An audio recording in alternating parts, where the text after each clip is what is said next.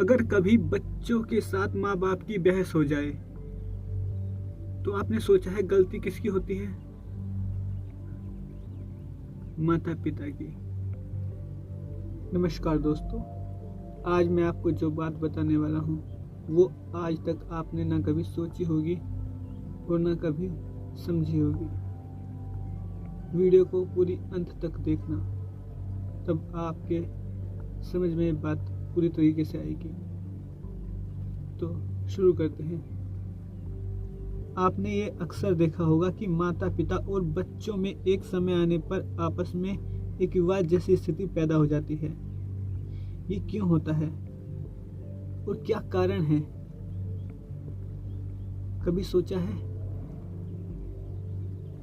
कि वो बच्चे जो बचपन से अपने माता पिता को ही अपना सब कुछ मानते हैं, वो अचानक से उनका विरोध क्यों करने लगते हैं? ये बात सुनने में जितनी अजीब है उतनी ही महत्वपूर्ण भी है।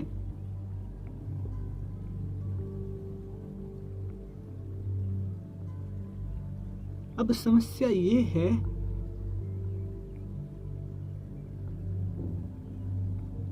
कि माता पिता ये बात मानने को तैयार नहीं है कि वो अब बुजुर्ग हो चुके हैं। वो समय अब जा चुका है जब उनका फैसला ही अंतिम फैसला हुआ करता था, चाहे वो सही हो या गलत। अब समय बदल चुका है। एक समय वो था जब वो अपने माता पिता की बात सुनते थे और उनका फैसला ही अंतिम फैसला होता था, परंतु अब ऐसा नहीं है। अब की जनरेशन को आज़ादी चाहिए, और ये पहले भी था। ये पहले थोड़ा कम था और अब बहुत ज्यादा हो चुका है।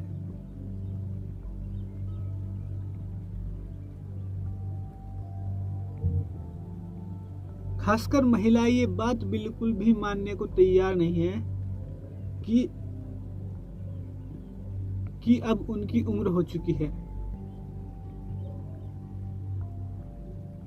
और उनका राज अब चला गया। देखा जाए तो अब भी उनका ही राज है, मगर बस तरीका बदल चुका है। पहले जहां उन्हें बहुत जोर लगाकर अपनी बात को मनवाना पड़ता था और उस बात को मनवाने के लिए शारीरिक रूप से भी बहुत मेहनत करनी पड़ती थी, अब वो समय नहीं रहा। अब ये समय है कि उनके इशारों पर ही काम हो जाए।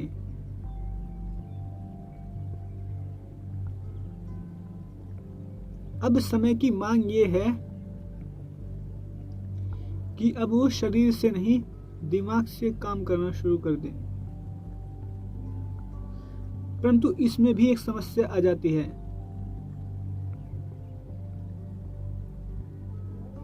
माता पिता को ये सुख पाने के लिए जीवन का मतलब समझना पड़ेगा, जो उन्होंने कभी समझा ही नहीं और ना ही हमारे समाज में कभी बताया जाता है। मैं आपसे ही पूछता हूँ, चलो आप ही बताइए, जिस जीवन को आप फिलहाल जी रहे हैं उस पर अध्ययन करना क्या आपके लिए जरूरी है या नहीं?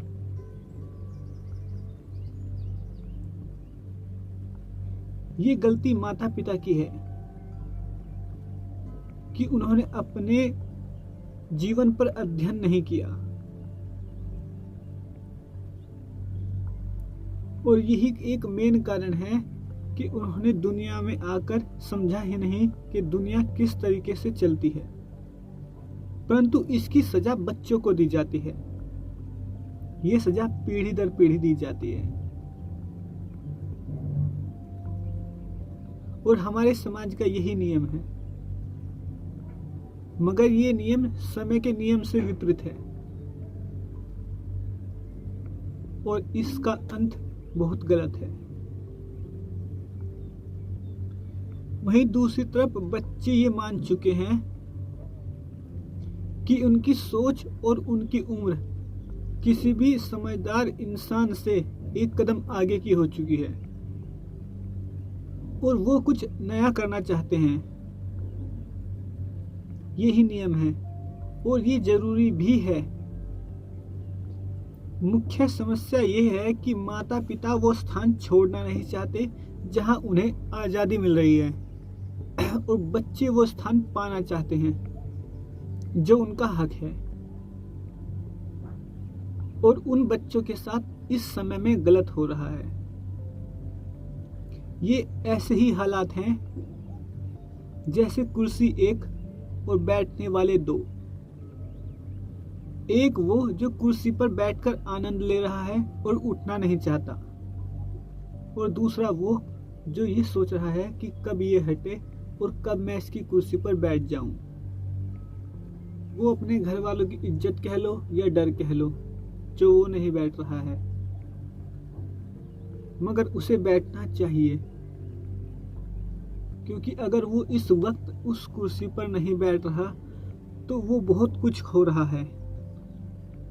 क्योंकि जो ज्ञान, जो सोच इस वक्त उसमें है और वो जगह जहां उसके बड़े बुजुर्गों का अनुभव है, ये नई सोच और वो पुराना अनुभव एक नए समय को जन्म दे सकते हैं। जैसे एक और एक मिलकर गहरा हो जाते हैं, वैसे ही ये दोनों मिलकर एक अच्छे भविष्य का निर्माण कर सकते हैं, जो इस समस्या का समाधान भी है।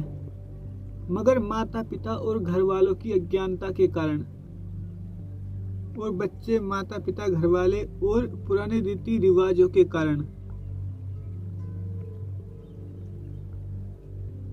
इस कीमती समय को गवा देते हैं।